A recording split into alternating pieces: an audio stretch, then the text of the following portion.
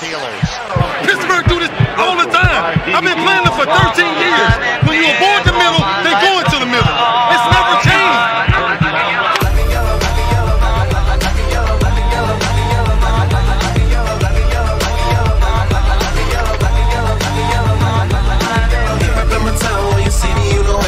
Black and yellow, black and yellow, black and yellow, black and yellow. I put it down from the whip to my diamonds. I'm in black and yellow, black and yellow, black and yellow, black and yellow, black and yellow, black and yellow, black and yellow, black and yellow, black and yellow, black and yellow, black and yellow, black and yellow.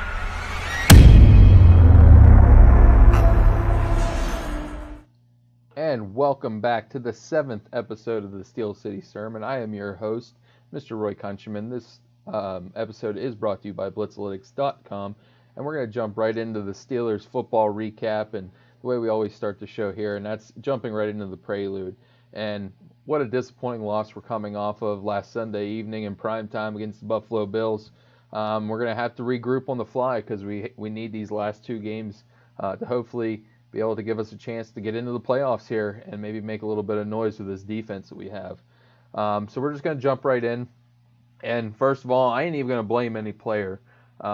Continually throughout the first half of the game, going into the second half, I continually was screaming at my TV and wondering openly why Randy Fichtner and his play calling was so suspect for at least 60 to 70% of the game. The game plan that they unleashed against the Bills was completely different than any one that they scripted so far.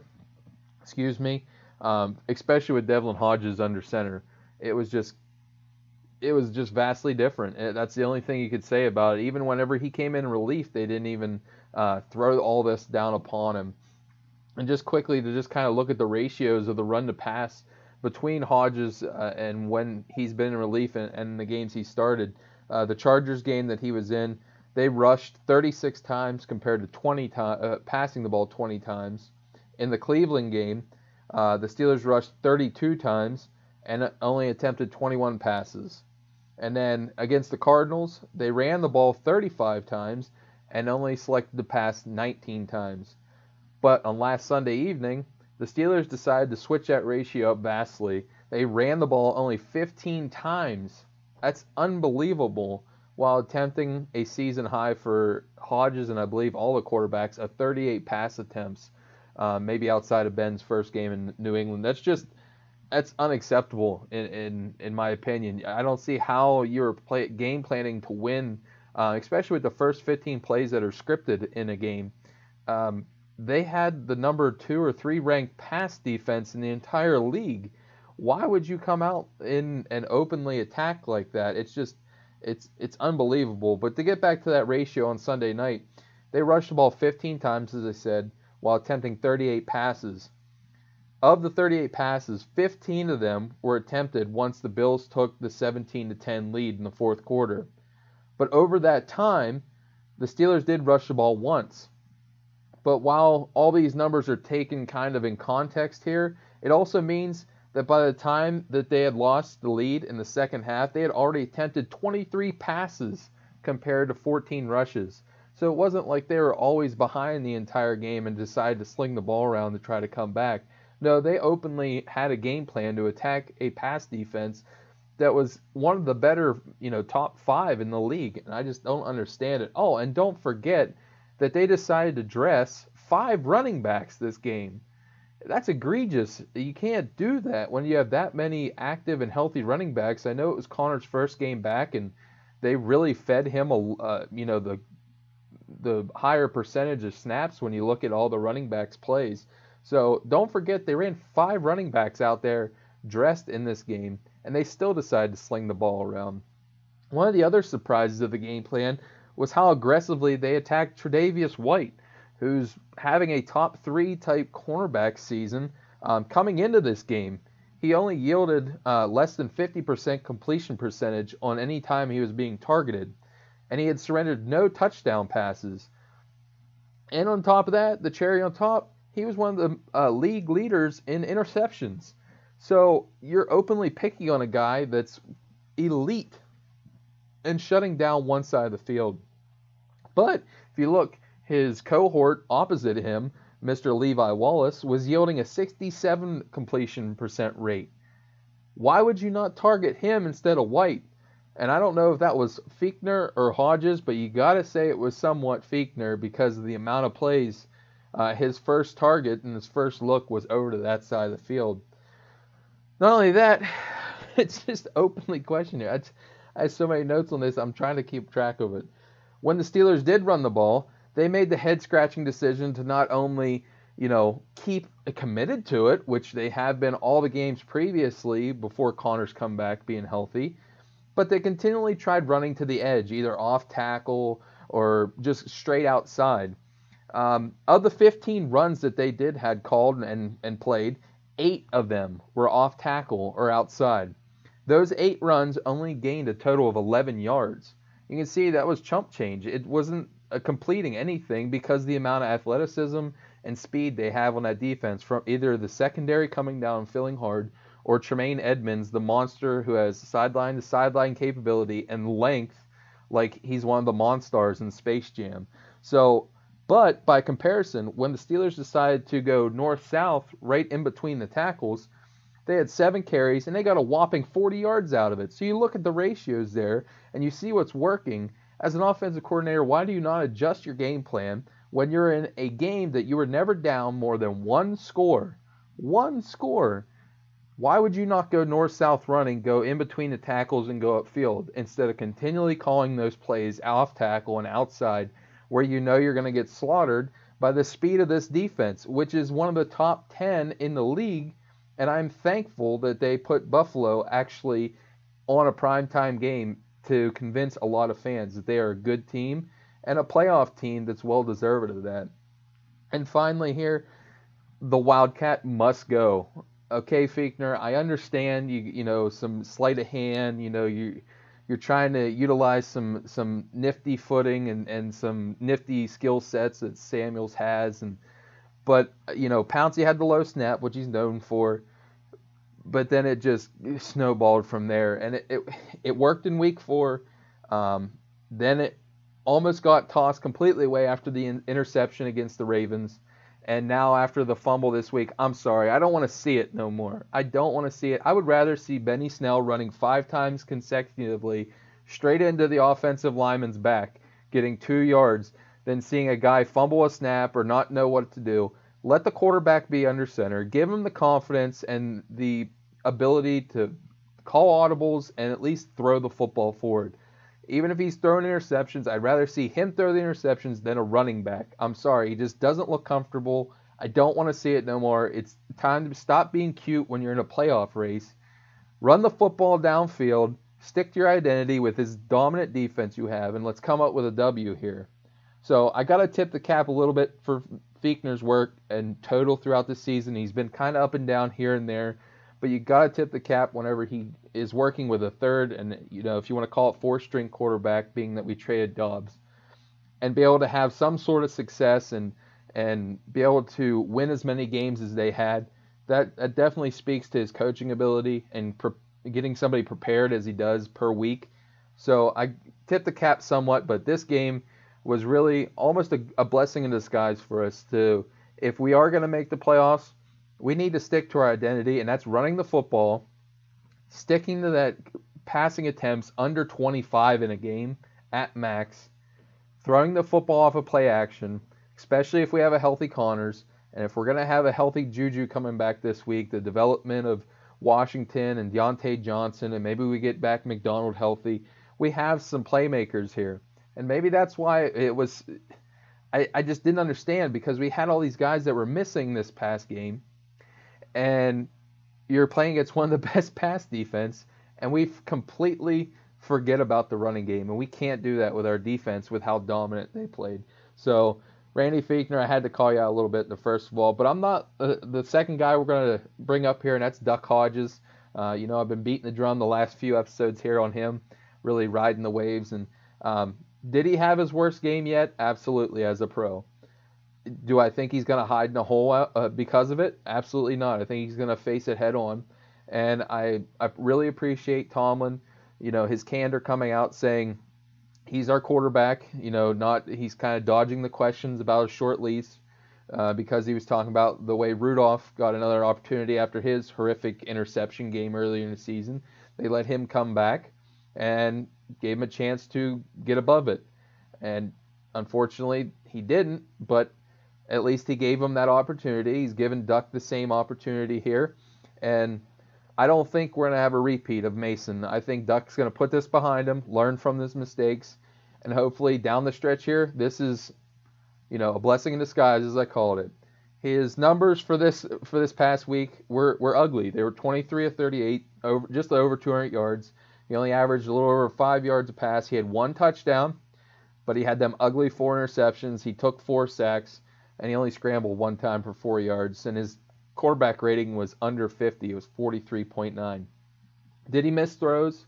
Absolutely. If you go back and watch the tape, he missed a lot of open receivers. So it wasn't all on Fichtner, but his game plan of going away from the run, making it all on Duck's shoulders, you can't ask that of a rookie quarterback. You just simply can't. Almost 40 pass attempts against that type of defense. If it was a lower tier defense, he might have been able to pull it off. One of the top 5 pass defense? No. Did he miss an open receiver in the waning moments? Washington was open, but he did trust his guy, Deion Kane, to go up and make a play, which you absolutely love. He's still throwing with that anticipation. He's having confidence in his targets to go up and make a play for him. But at the end of the day, you got to remember this, Steeler Nation.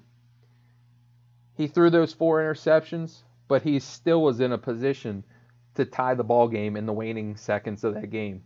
So even with all the bad stats, he still had us in a position to where that one pass, if Kane would have been able to come down to it, we would have had a tied ball game and been going into overtime. So as bad as he played, remember that in perspective here, that our defense is absolutely dominant, and he still gave us an opportunity. So tip of the cap to him. I want to see what he does this week against the Jets, and it'll be interesting, to see what the narrative will be the rest of the time we have, whether it's in the playoffs or the last 2 games here in the regular season.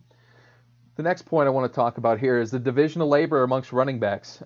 We talked they only ran the ball 15 times. James Conner received the bulk of those. He had 8 carries, and he looked probably the best he has all season, which is very impressive after coming off that shoulder injury. And I was highly skeptical of him being able to continue at any type of a high rate of success after already aggravating it once. He looked great. I want to see more of him. But we also don't need to forget about the guys that developed in his absence. Benny Snell, Jalen Samuels, Kareth White, they only received 2 rushing attempts, each. And then Trey Edmonds, he didn't even touch the ball, and he only got in 1 offensive snap. So that number's got to change. If you want to keep James Conner at a 15 snap or 15 touch, maximum to kind of, limit his wear and tear and keep his health in a position where we need him, that's fine. He looked explosive. He looked, he made that excellent cut in the open field and left the guy there towards the red zone. It was great to see them kind of plays. That was vintage Conner, and I'm glad to see him back.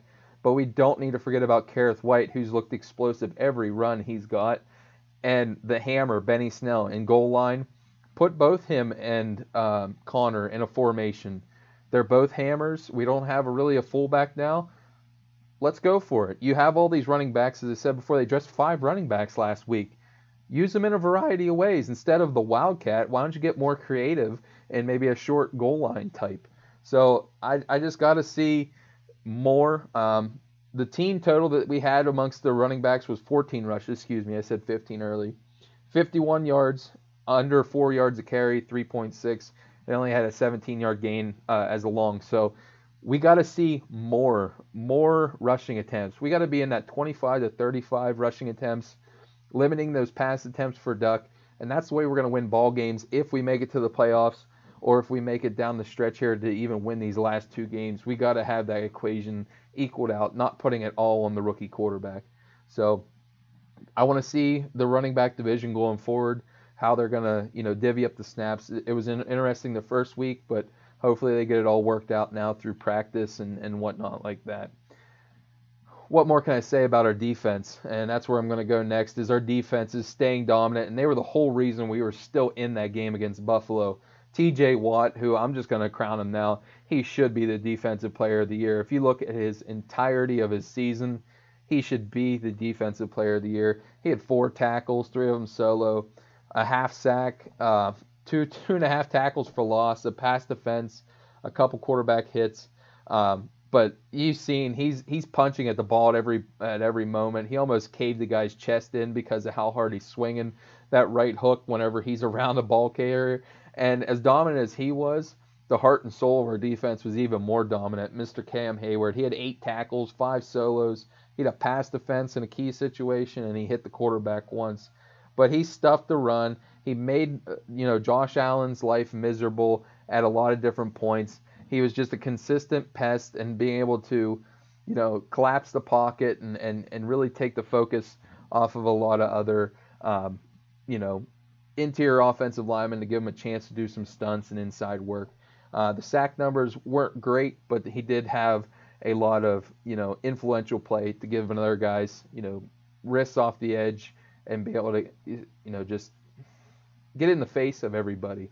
And that says a lot for Allen because he can escape and run away, and he was one of the guys that really kept him at bay for most of it. Steven Nelson's the last defender I want to talk about. We've been talking about Joe Hayden a lot the last few weeks. This guy had 6 tackles, all of them were solo, a pass defense, and he came up with that excellent interception and the 33-yard return to set us up in field position until we fumbled it away. But that guy's been playing lights out all year, and it was great to see him finally be able to come down with a turnover. So Mr. Steven Nelson had to give you a tip of the cap here. One of the other final things I want to talk about here in the prelude is our punter. I've been really singing the praises of our special teams, especially since Deontay Johnson got Player of the Week for special teams last week. Chris Boswell has been nothing but solid, if not spectacular, all year for us. Really all the questions about him in the preseason has been gone. Our kick return game's starting to, slowly get better with White being the kick returner. Our coverage teams have been vastly improved this year with, the addition of Johnny Holton. Even Justin Lane has been coming on, to the detriment of Artie Burns. But Jordan Berry, who's had a pretty good season all around, was at the hands and one of the responsible parties for one of the main scorers of the Buffalo Bills on that shankopotamus of a punt. It was just absolutely ugly. I know it always happens here and there to some of the best out there, but in this game you just couldn't have it happen, and he directly resulted in the Bills having field position to get one of their touchdowns. So had to put him out there. He didn't have no punts put down inside the 20. He only had 5 punts for 43 yards, and it was just it wasn't a good game. It was a forgetful one for him. He's had a couple this year. With this one, with the shankopotamus and the not hearing the call off of the audible. So hopefully he gets, his eyes up and his head's up, and let's move forward into the last, 2 games of the year. Really get your foot into it. The last thing I want to talk about here in the prelude is the Pro Bowl rosters have been announced. And usually there's a lot of clattering and clamoring amongst the fans about people that may have got overlooked. And we're going to talk about one of them in particular here. It's a Steeler. And his numbers, especially in the sack department, definitely should be putting him in the conversation. But they did have 5 guys make it right here, right out the bat, 4 of them being starters. Marquise Pouncey was named as center as his 8th selection in his career. He was named as a starter. TJ Watt, who I'm calling it Defensive Player of the Year, edge rusher, 2nd selection already in his young career. He's also a starter. Cam Hayward, 2nd selection as a starter. Actually, I think that might be wrong. I think that one might be 3rd selection for him already. So I might have to check my notes there. But he's also named as a starter. Mr. Minkah Fitzpatrick, early season addition as he is, 1st-time selection, and he is a starter as a Pittsburgh Steeler. And then the grizzled vet and all-pro, uber-talented guard, loves getting out in front of them, pull plays. David DeCastro is his 5th selection, and as of right now, he's a reserve. So those guys all deserve it. I hope they get to go, and I also hope they don't get to go because I hope we're in the Super Bowl. But Bud Dupree, that man has got snubbed this season. I never thought, like as I said on previous episodes here, that he was a bust. I'm just going to say it. He was a good player, not a great player. For a first-round pick, you need to have great players, and the Steelers are always great at identifying them. But he got snubbed. He really put together an entire season this year. I know it's in his free agent year. He wasn't even named as an alternate, which is the most egregious out of all of it, is he wasn't even named as an alternate. So some of these guys would always drop out with injuries or, faking an injury just to get out of it. He didn't even get named as an alternate, which is especially egregious when you're looking at some of the other guys that got in. Dupree has 9.5 sacks at this time. He's 13th in the league in sacks. Von Miller, who was selected as a starter, fan favorite, okay. He's been riddled with injuries this year, has been a shell of himself, not saying he's completely done, but he didn't have one of his great years, and he's only registered 7 sacks. Matthew Judon of the Ravens was also selected, and he had 8.5 sacks. So Mr. Bud Dupree, there's more outside of it, of the outside linebackers than just pure sack numbers. But Dupree, if you watch his tape throughout the entirety of the season, you can't tell me he isn't a Pro Bowl talented player and shouldn't at least got an alternate route here because of his run support on top of his sack numbers. This guy's been an absolute monster off the edge, coming up for them tackles for losses right in the backfield as they're getting the snap off. And it's just been outstanding to see. He's really improved his hand fighting and his ability to bend off the edge. Really, just his ability to finish in total. He always had those close sacks, but this year he's really, finishing the plays. And that deserves of an alternate Pro Bowl selection. So that was one of the most egregious I see in the entire list. And I can't believe he didn't at least get named there. But congratulations to the other 5 selections for the Steelers here. Well deserved here. So now we're going to transition, Steeler Nation, into the sermon session part of this. And with the end of the year quickly approaching here, as you can see, the Christmas tree behind me. I got my Santa hat on. And the close of the decade is coming. We kind of been already into that with our first 2 sessions here, the last 2 videos, with the offensive players of the decade, and then the last episode, the defensive players and special teams players of the decade. This week, as I promised, we're going to take a look back at the draft picks of the decade. And the way we're going to do this is I'm simply just going to go by round, first round, second round, third round, and such. And I'm also going to highlight maybe just a few undrafted free agents that have been real game changers for us throughout the last decade. And this was a really cool exercise to get into. I'm not going to go so far in stat-wise as I did in our players of the last decade. But you can really see the way our team drafts. Kevin Colbert and Tomlin and all the scouts, Brandon Hunt, the director of scouting, they do great work. They're thorough. They're not only good players on the field, but most of the time off the field, they're outstanding in their communities. And right off the bat, we're going to get into the first round here, and this was one of the hardest ones to come down to. Just to name in the last decade, let me just name you off the players that I took into consideration. You had Devin Bush, the recent draft pick, Bud Dupree, the outside linebacker, Ryan Shazier, who is a 2-time Pro Bowler, TJ Watt, who's already a 2-time Pro Bowler, Cam Hayward, which here was in my notes, he's a 3-time Pro Bowler now, and 1-time All-Pro selection. And then also Marquise Pouncey, 8-time Pro Bowler and 2-time All-Pro, and David DeCastro, 5-time Pro Bowler, 2-time All-Pro. So these were all first-round selections from the last decade. How blessed are we as Steeler fans to have this type of talent whenever a lot of teams are talking about they had maybe 7 busts out of the 10 that we're talking about, the 7 or 9 or 10, whatever they had in the past decade in selections. For me, it really came down to 3 guys, and that's Cam Hayward, Marquise Pouncey, or DeCastro. And Marquise Pouncey has more Pro Bowls and in total than David DeCastro, and Cam Hayward kind of falls down behind the line there. So it really just narrowed it down between Pouncey and DeCastro.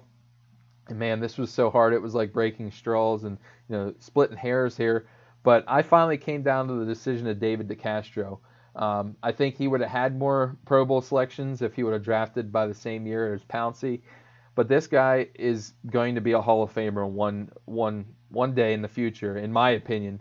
He's one of the all-time greats as a guard. He's just so consistent, running game, pass game. And the vintage of him just pulling from his right guard spot, getting out in front of the runners and opening up those rushing lanes is just poetry in motion. Love seeing it. It throws shades of Alan Faneca still coming out here. And I selected David DeCastro as my first round pick, but you can't go wrong with any of the honorable mentions I did select here. So now rolling on to the second round. This was almost as hard as the first. We had guys like James Washington to take into account. Jason Worlds, who played well for us before he decided to retire. Stephon Tuitt, who's been a great player for us. Marcus Gilbert, a stalwart at right tackle before we traded him to Arizona. One of the guys that had so many records so far for such a young receiver, Mr. Juju Smith-Schuster, was in consideration. But the story and the parable kind of ended whenever we started talking about selections to Pro Bowls and All Pros. The second round pick is Mr. Le'Veon Bell. He was a 3-time Pro Bowler for us, 2-time All Pro. He was the best running back at the time when he was in a Steeler uniform. He changed the game with the way he runs with patience, being deployed out at slot, and then the way he can catch the ball is just ridiculous. I loved Le'Veon Bell coming out of the draft. It was so unfortunate the way it ended up here, and I wish him well with the Jets, but while he was here, it was simply dynamic to have him on the field, and he's our second round pick, and I don't think he can go wrong. So right now, just to recap, first round, David DeCastro, second round, Le'Veon Bell, 2013 selection in the second round for the Pittsburgh Steelers. Now, jumping into the third round, we had guys like Cam Sutton to talk about, Deontay Johnson, the young receiver we had, Javon Hargrave, the gravedigger, also Emmanuel Sanders from yesteryear here, 2010 was a selection as a third round pick, but he didn't have a lot of success for us in that young money crew. Mike Wallace and some of the another receiver that we're going to hear about here later outperformed him quite a bit, and he really didn't find his success till he left Pittsburgh and went to the Denver Broncos, now the San Francisco 49ers. But our third round selection is Mr. James Conner from Pitt. He was a 2017 third round selection. He went through the diet process and lost a little bit of weight, got better quickness. We seen last game. Hopefully he's back to full health. But not only did he make a Pro Bowl for us, he helped buoy the line after Le'Veon Bell and the way he sat out for that season. He did get that Pro Bowl selection. He runs hard. He's everything that Pittsburgh is built on. Hard-nosed, tough-nosed work, blue-collar effort. And not only that, but the inspirational story that he provides for all cancer patients out there to be able to overcome whatever you may be facing, that you can become more than what you are right now is an absolute great story. So, Mr. James Conner, you're our third round selection. Now we're getting into the third day of picks, and we're getting into the fourth round, and now we're starting to see a little drop off in talent. We haven't had as many players be key contributors, but we did have a few. Benny Snell was one this past season. Josh Dobbs, who we recently traded away. Landry Jones, who was a key backup for a lot of years, and now is the starter down in Dallas Renegades in the XFL. Hopefully trying to work his way back into the NFL scene. And then another guy that kind of had an injury-riddled career, but he did start some games for us, and that's Cortez Allen from the Citadel. Nice young man there. But our fourth-round pick, when his highs were high, and I don't mean to be a play on words, but when he was on the field for us was absolutely awesome and spectacular plays that not many human beings were able to perform, and that's Mr. Martavis Bryant. Just an absolute freak of an athlete, height, weight, speed, made plays that not many people could. I know Ben loved throwing him the ball. It's just he had a lot of off-the-field issues with, the marijuana use and drug use and depression, and hopefully he gets himself straightened out. He still is, I believe, only 28 years old. It was his birthday right around here. I believe it was the 20th of December, so happy birthday, Martavis. But he had 18 combined career rushing and receiving touchdowns for us in just a short amount of time. He was a 2014 selection for us, but for me, I had to make him the selection just because of when you remember Martavis Bryant in Steelers black and gold, it's his high points and a lot of the ridiculous catches that he made with the athleticism. So our fourth round pick is Martavis Bryant. Fifth round we're into now, and This was slim pickings when you looked at contributors. You had Stevenson Sylvester, who was a linebacker from Utah. He was a key special teams player for a couple years for us here in the early 2010s. Also, Jalen Samuels was a 5th-round pick just a few seasons ago. But it really came down to this player, and that's Mr. Jesse James, the outlaw. Reliable pass catcher. Really didn't have the speed to break a lot of them down the seam, but he was always there in key moments to be that check down and release valve, get you a key first down, move the chains. We all know the non-touchdown call that was called. He'll be remembered for probably the most as a Steeler, but Jesse James had a lot of contributions in the late 2010s decade for us. He was a key contributor opposite of Vance McDonald for the last couple years. And we miss him this season since he signed that big deal with Detroit. But he's a nice kid. He's a young man that's still getting paid well, but he's our 5th-round selection here as the best draft picks of the last decade. Now, we're rolling into the 6th round, and if you're a Steeler fan, this one's going to be easy, but I'm just going to rattle off a couple honorable mentions. Jonathan Dwyer had a few good seasons for us at running back. The Shade Tree, Daniel McCullers, who's been on the tail end of the roster. Anthony Chickalo, key special teams player for the last few years. This is the one guy that's been really good stalwart on the defense, especially as a delayed blitzer, is one of the best in the league. Vince Williams is a hammer. He will knock you out. He was a 6th-round selection. But the 6th-round selection, and probably one of the best of all time, not only as a Steeler, but in the NFL, is Antonio Brown. He was a 2010 6th-round selection from Central Michigan. He was a 7-time Pro Bowler for us, a 4-time All-Pro. I won't get into all the numbers. We know how it ended with us. It was an ugly divorce. But when you look back on his times with us, just like as I was saying with Martavis Bryant, when you look back on their time, the fireworks that they provided, the drama they provide with the immaculate extension across the end zone to score that touchdown that ended on Christmas Day against the Ravens, outstanding. And that really gives kudos to the Mike Tomlin, be able to get the most out of that with the type of off-field issues that he had to curtail. So 6th-round selection is Antonio Brown. 7th round, really there was only 2 guys in contention here. One was Tyler Matakavich, Dirty Red, the special teams coverage linebacker, and also the linebacker on defense. He got a couple snaps here and there. But it's the left tackle who started for us for a while, pre-Villanueva. That's Kelvin Beachum. Nobody even thought he was going to make a team. If they thought he was going to be a guard, if anything, because he doesn't have great measurables. But he started 39 games for us while he was here, including 5 as a rookie. He played 44 games for us overall. He was a 2012 7th-round selection. We're actually going to see him this weekend against the Jets. So Kelvin Beachum is our 7th round. Undrafted guys, honorable mentions just to hit quickly. Duck Hodges, got to throw him in here for this year. Terrence Garvin, after a tryout, signed with us from West Virginia. Chris Hubbard, who got paid, went to the Browns, is a right tackle from UAB. Robert Golden, a safety and special teams contributor from Arizona. Eli Rogers was one of Ben's favorite targets for a while, pre-Juju. B.J. Finney, who's been a great 6th offensive lineman for us. But I chose a guy that embodies everything about a Steeler and everything about a hero in this country. And I know we didn't initially sign him as an undrafted free agent, but that's Alejandro Villanueva. He was a 2014 undrafted free agent. He's a 2-time Pro Bowler. We did play against him. He was actually signed by the Eagles as an undrafted free agent. But we played the Eagles on August 21st, 2014.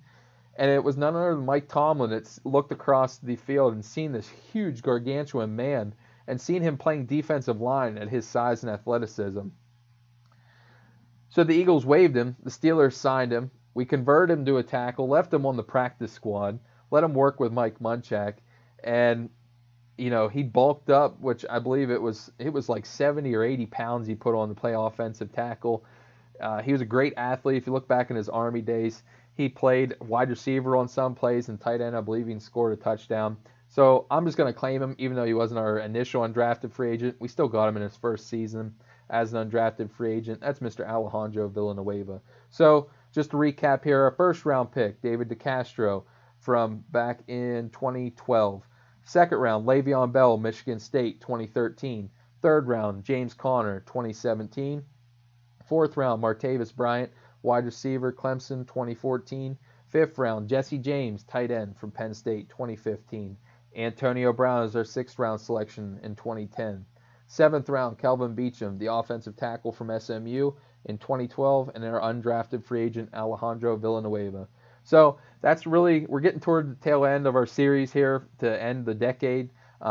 Next week's going to be probably the last one that we're going to get snuck in here for the actual new year. And that's going to be, we're going to look back on some of the best moments of the last decade. So I'm interested to dive into there and go down, that walk down memory lane. But now we're going to transition into this week's game preview. Week 16, we're coming right down, to the finish line. And it's going to be interesting to see how we really, prepare for the fights that we're going to be in, because it's going to be a fight to get into the playoffs. The Steelers head to MetLife Stadium this week, the home for the New York Jets, off a disappointing loss, as we already talked about the Buffalo Bills. And what was even worse, was that really terrible offensive performance, because our defense came to play. And we're hoping to stay in that driver's seat for the playoff spot. And we're looking to get that victory over a 5-9 Adam Gase-led, gangrene unit here. Don't automatically count this as a W, as the New York Jets this season are 4-3 at home, and that's not a cakewalk when you go up there. So they do have some quality players. We're going to dive right in here. So the injury report for both teams. The Steelers actually have had no players listed on the final injury report, which is outstanding for this time of year. That means Juju's back this week. He did have a limited practice on Wednesday, and then he went full on Thursday and Friday. So I can't wait to see him work in the middle of the field there, using that big body. Vance McDonald cleared the concussion protocol. He had full practice all week. It's going to be great to have him back in there. Joe Hayden popped up on the injury report on Thursday with a do not practice with a foot injury, but then Friday he was back to full. So hopefully that was just something that, minor that popped up here and there. Now the Jets, they have a laundry list here, and let me just run through them quickly. Tom Compton, the offensive lineman, calf, doubtful, probably out. Demarius Thomas, the wide receiver, the former Bronco, Patriot, whatever you want to call him for where he was at. Hamstring and knee injury, also doubtful. Probably not going to see him. Now, some of these guys are key contributors. Jamal Adams, the safety, ankle. He's questionable. He was limited all week, but he said he's probably going to be back this week after missing 2 weeks. Robbie Anderson with illness, questionable. He didn't practice Thursday, limited practice Friday, so we might see him. Henry Anderson, the defensive end, shoulder, questionable. He was limited all week. Kelvin Beachum, who we just talked about, has an ankle injury. He was questionable. He was limited all week. Arthur Mallette, calf, questionable. Steve McClendon, the nose tackle, has a knee injury. He was questionable, limited all week. Brian Poole, concussion and an ankle injury, questionable. Bilal Powell, running back, ankle, questionable injury, if we're going to see him. Then the young defensive lineman Quinnen Williams with a neck injury, questionable as well with a limited practice all week. So it's going to be a crapshoot if we're going to see a lot of these players. Most likely you're going to see Adams, you're going to see the McClendons, the Andersons, Henry and Robbie, Beachum. You're probably going to see them guys, and it's more of a toss-up if you're going to see the Brian Poole and Quinnen Williams. Not so sure about those. So now we're going to dive right into the going for three here, and that's the three stories. Can Duck get back on track? We need him to get back on track, but hopefully those ratios are going to be back to balanced, and it should be that Juju's back. That's going to be a helping hand in this effort. You had the breakout of Washington, of even Johnson the last 2 weeks. That's going to help. The addition of McDonald being back and even Connor being back for a second game here, being healthy, that's definitely should be some good medicine in the elixir to going forward to a W. Le'Veon Bell revenge game. He only has 676 rushing yards this year. He's averaging under 4 yards. I think he has 4 touchdowns total. He has 57 receptions, so he's doing good in that department. But he's coming off his best game against the Ravens. He averaged just a little over 4 yards, and he's going to be motivated to prove Steeler Nation wrong that he got his money and he was worth it. So it's going to be a Le'Veon Bell. I know they were talking about the defense and the players having no ill will towards him, but it's going to be interesting. There's going to be motivation on both ends to try to make a statement here.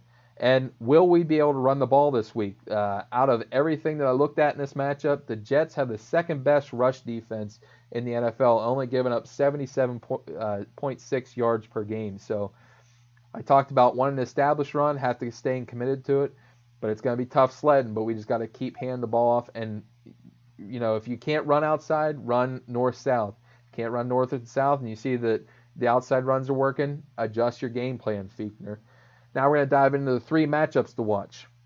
Le'Veon Bell, as I said, the motivated running back against our athletic specimen at linebacker to try to match up with his skill set, Devin Bush.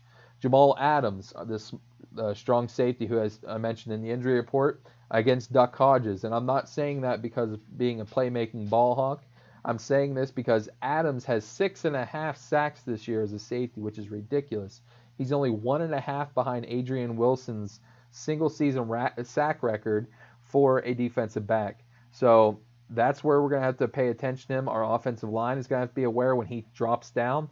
And he is a blitzing force as a safety. So Jamal Adams against Duck Hodges.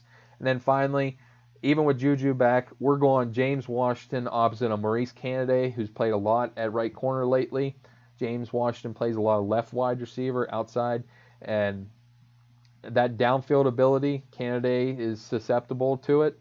And I want to see some big plays from you, Washington, even with Juju back. So those are our 3 matchups to keep an eye on.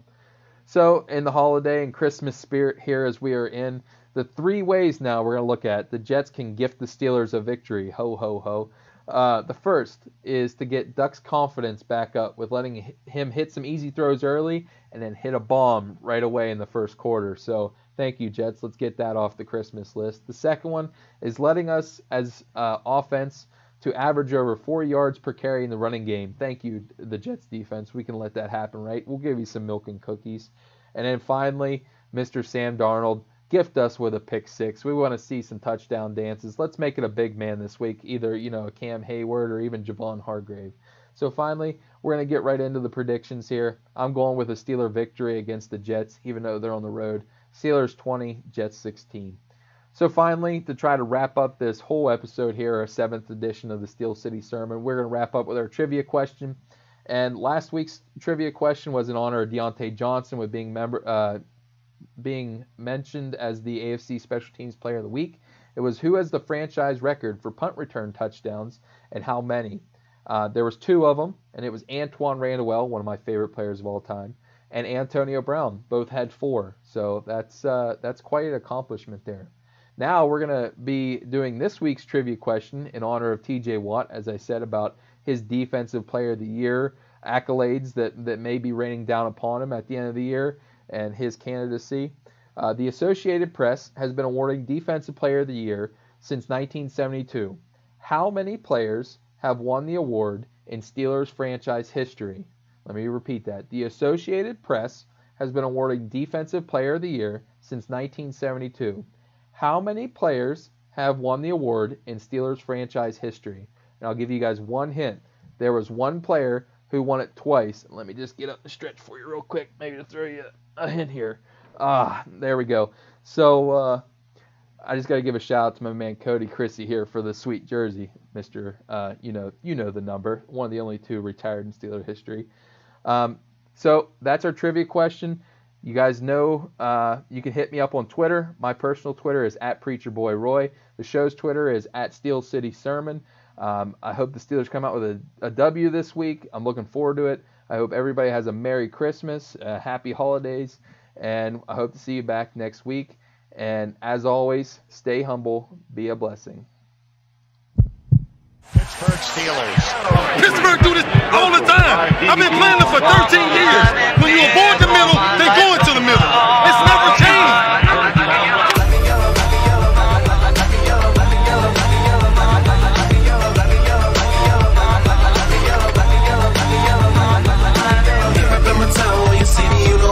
Black and yellow, black and yellow, black and yellow. I put it down from the whip to my diamonds. I'm in black and yellow, black and yellow, black and yellow, black and yellow, black and yellow, black and yellow, black and yellow, black and yellow, black and yellow, black and yellow, black and yellow, black and yellow, black and yellow.